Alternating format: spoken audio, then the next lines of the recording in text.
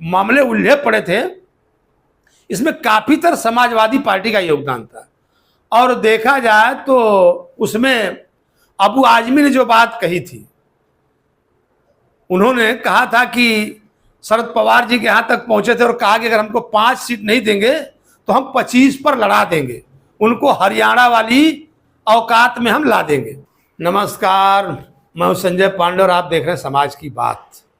अगर आप देखेंगे तो महाराष्ट्र में जो आम चुनाव हो रहे हैं, सभी पार्टियां, दोनों गठबंधन, चाहे वो महाविकास आघाड़ी हो और चाहे महायुति हो, काफी कसमकस चला और अभी तक उनके टिकट 100% फाइनल नहीं हुए। और मैं आपको बताता चलूं कि वो गाना था कि यही रात अंतिम, यही रात भारी, और ये जो रात है ये इन पार्टियों के ऊपर काफी भारी गुजरने वाली है, क्योंकि कल का ही दिन बचा है कि जब पर्चा जो भरा जाएगा उसका आखिरी दिन है और सभी पार्टियों को अपने पत्ते खोलने ही पड़ेंगे। तो मैं बात कर रहा था अभी 2 दिन से भिवंडी पूर्व की, भिवंडी पश्चिम की और भिवंडी ग्रामीण की। तो अगर देखा जाए तो भिवंडी शहर में जो टिकट बंटने वाली बात थी, उसमें यहाँ की जो जनता को काफी असमंजस में बना करके पार्टियों ने रखा। क्योंकि कल मैं घूम रहा था तो लोगों से पूछा तो उन्होंने कहा कि भाई मैं क्या बताऊं इलेक्शन के बारे में, अभी कुछ जब पार्टियों ने कैंडिडेट ही डिक्लेयर नहीं किया तो हम लोग उसके बारे में क्या बता सकते हैं।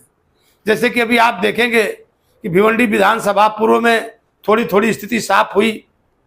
यहाँ पर जो बीजेपी के नेता थे, बीजेपी से इसके पहले लड़ा करते थे, बीजेपी क्या इसके पहले वो कांग्रेस से भी लड़े थे, संतोष शेट्टी, वो जब शिवसेना का दामन थाम लिए उसके बाद शिवसेना से उनका टिकट पक्का हो गया और उनको टिकट मिलने के बाद और दूसरे समाजवादी पार्टी से जो यहाँ के पहले के विधायक थे रईस शेख, उनका भी समाजवादी ने टिकट पक्का कर दिया था। लेकिन समाजवादी के चक्कर में ही अगर देखा जाए तो ये सब जो मामले उलझे पड़े थे, इसमें काफी तर समाजवादी पार्टी का योगदान था।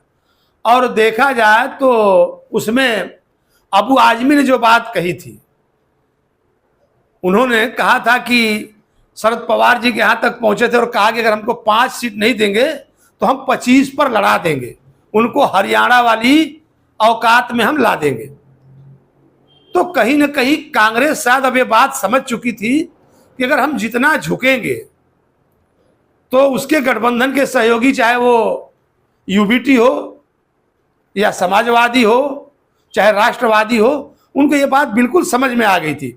और समाचारों में चलने भी लगा था कि राहुल गांधी इस बात को लेकर के काफी नाराज थे कि कई ऐसी सीटें उनको छोड़नी पड़ी जहां पर उनकी पकड़ मजबूत थी, क्योंकि ये पार्टियां, इनके ऊपर प्रेशर, जो कांग्रेस उस गठबंधन की बड़ी पार्टी थी उसके ऊपर लोग दबाव बना रहे थे और दबाव बना करके काफी सीटें छुड़वा लिए। तो देखा जाए तो समाजवादी का हाल वो हुआ कि बड़े बेआबरू होकर तेरे कूचे से हम निकले, 5 नहीं देंगे 25 पर लड़ा देंगे, और शायद 2 पर मान गए हैं। जहां तक जो हमें खबर आई है 2 सीटें, एक खुद अबू हाशिम आजमी वाली जो वो लड़ते हैं गवंडी मान खुर्द से, और दूसरी भिवंडी की रईस शेख वाली। और उस पर भी भिवंडी पूर्व वाली में अगर देखा जाए तो यूबीटी के जो रुपेश महात्रे थे, जो यहाँ के सेना के पूर्व विधायक थे, उन्होंने भी अपना निर्दलीय पर्चा भर के रखा है।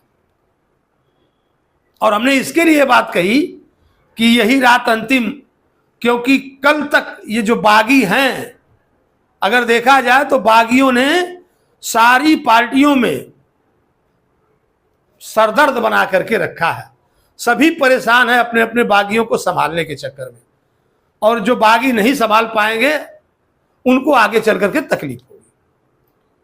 क्योंकि अभी कल पर्चा भरने के बाद ही पूरी स्थिति साफ हो पाएगी कितने प्रत्याशी हैं, और जब नामांकन वापस होगा उस दिन समझ में आएगा कितने लोग असल में मैदान में डटे हुए हैं।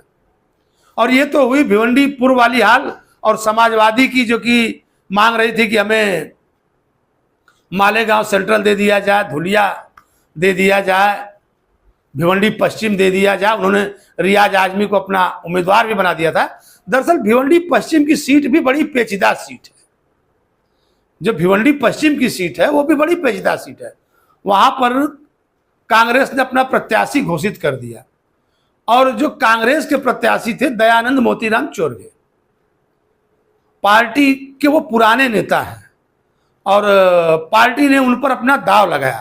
लेकिन देखा जाए तो ग्रामीण क्षेत्र से आते हैं, शहर में उनका कुछ था नहीं। और जो शहर के नेता थे शोएब गुड्डू, अभी हाल ही में बड़े सपने सजे हुए विलास आर पाटिल भी कांग्रेस में शामिल हुए थे, जो कि यहाँ के पूर्व नगराध्यक्ष थे। उन्होंने भी दिमाग में रख करके पार्टी ज्वाइन की थी कि अब यही दौर है जब हम टिकट ले लेंगे। लेकिन शायद इन लोगों के, हमने पहले एक वीडियो में कहा था कि इन लोगों के अरमानों पर पानी फिर गया।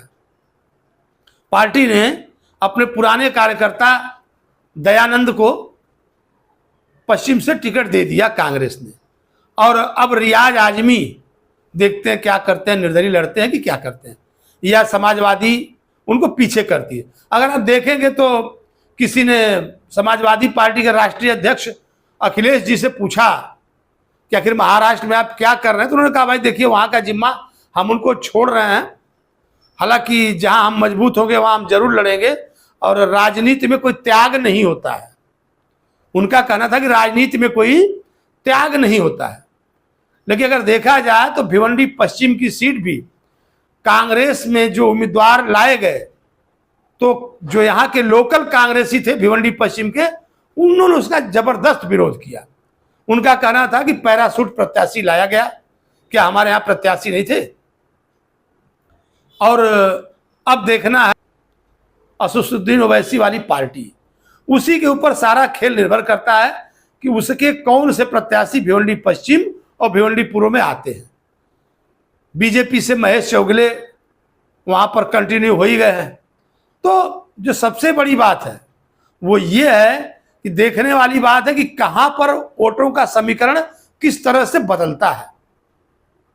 और कल नॉमिनेशन होगा, फिर उसके बाद हम देखेंगे कि कौन कौन लोग मैदान में हैं, फिर उस पर चर्चा की जाएगी।